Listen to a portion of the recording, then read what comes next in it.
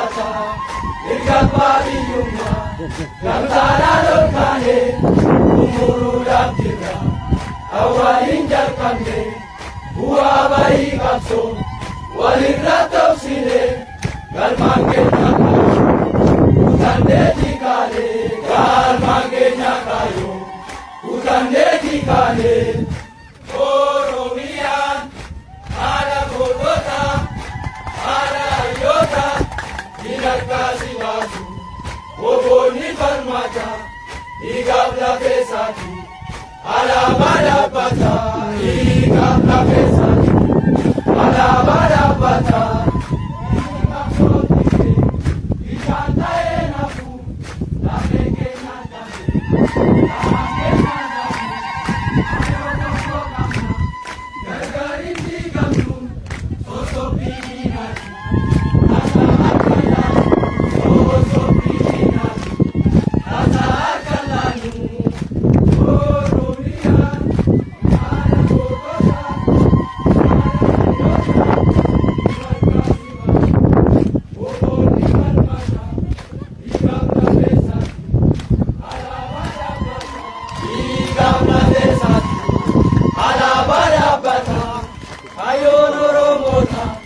Amagar magesu, wala firmu kora, enyuyura masu, aso ufachisu, kaloli kanjapsu, nadirajima, ashira magesu, nadirajima, ashira magesu, Oromian, ala godota, ala yota, minakasi basu. Oboni Parmata, Igabla Pesati, Alabada Pata, Igabla Pesati, Alabada Pata, Arusagat Pato, Tetunu Sabani, Osodi Niki, Narumaya Sani, Manu Somuyaru, Igani Yatani, Imamadashina, Sidasi Matari, Imamadashina.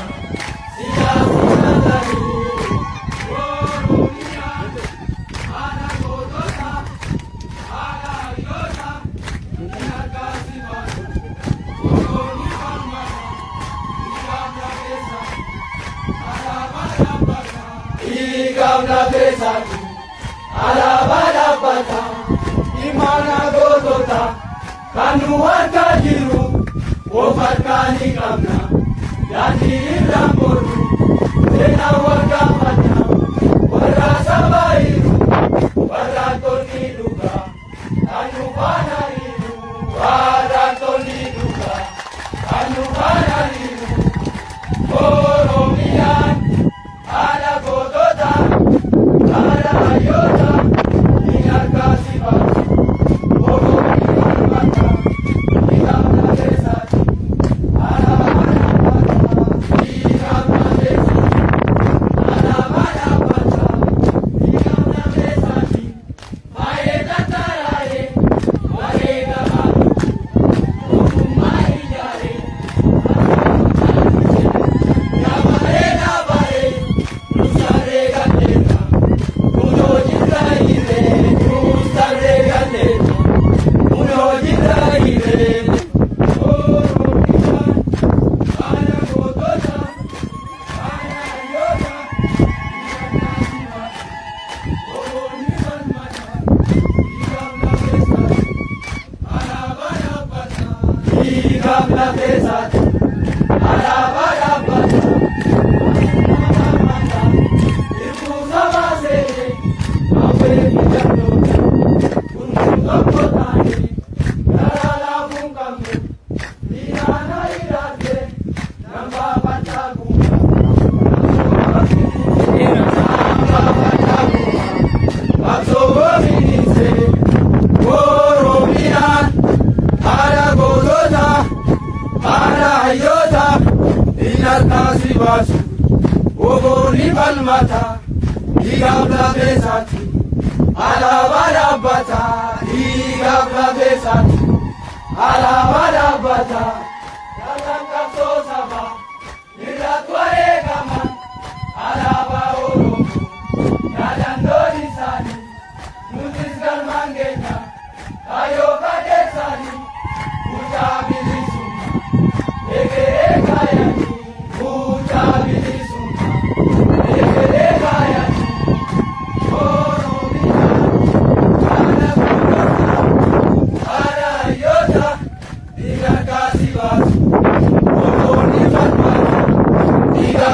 pesati,